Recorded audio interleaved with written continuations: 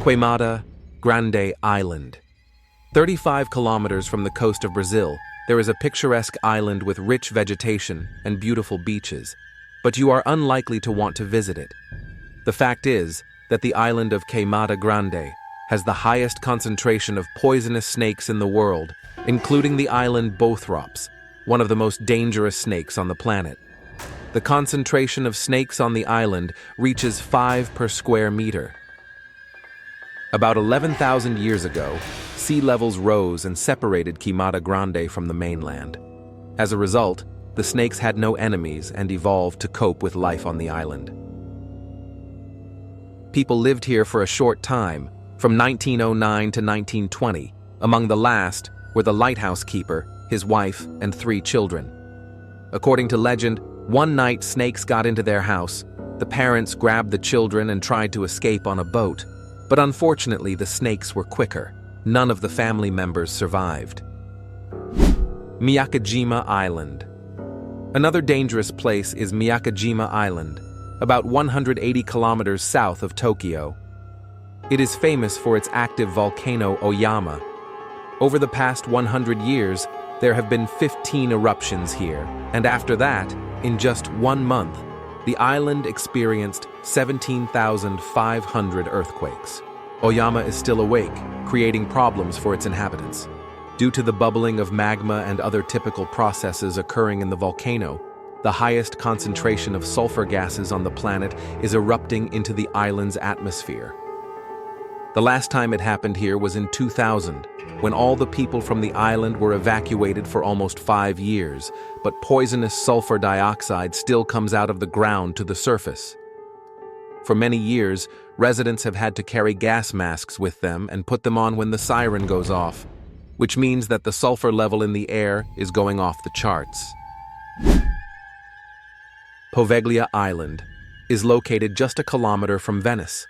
In the 14th century, during an outbreak of the plague, it was used as a quarantine zone. The island is divided into 2 parts. In the first, where there are buildings, they tried to treat the sick, while those who were less fortunate were transferred across a wooden bridge to the second part of the island. Men, women, and children were simply thrown into pits with corpses and burned alive in an attempt to stop the plague with fire. Hence the figure of over 160,000 forcibly buried. In some places, the soil consisted entirely of rotting plague corpses. Later, in 1922, someone decided to build a mental hospital right on this spot. There were countless cases of patients seeing ghosts, but no one believed them because they were supposedly crazy. The director of the institution later committed suicide by climbing the bell tower and jumping down. Since then, the bell tower began to ring by itself, although the bell itself is long gone.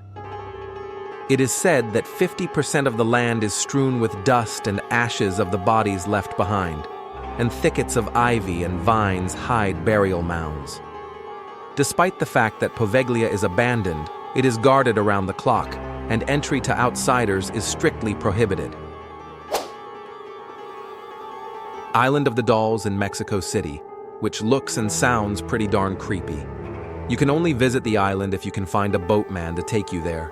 Its shores, trees, and buildings are littered with nearly 1,000 different dolls that are damaged, dirty, and many of them are missing eyes or body parts. In 1951, a girl fell into the water. The only local resident, Julian Santana Barrero, tried to help her, but did not have time and only witnessed her death. After that, paranormal activity began to be recorded here.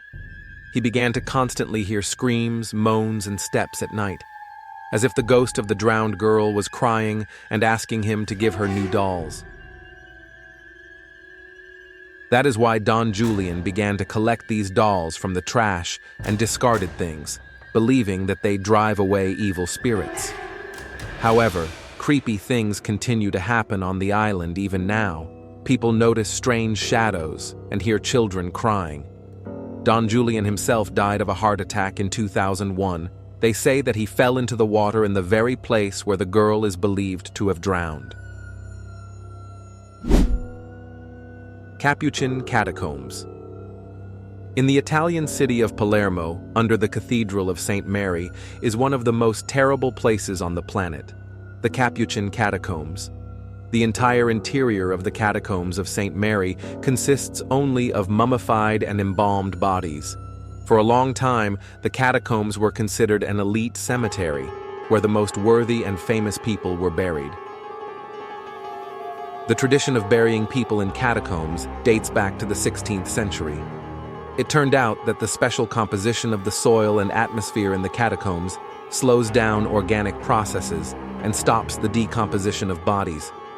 Before burial, the dead were dried in special chambers for 8 months and then hung or laid out along the walls in special niches.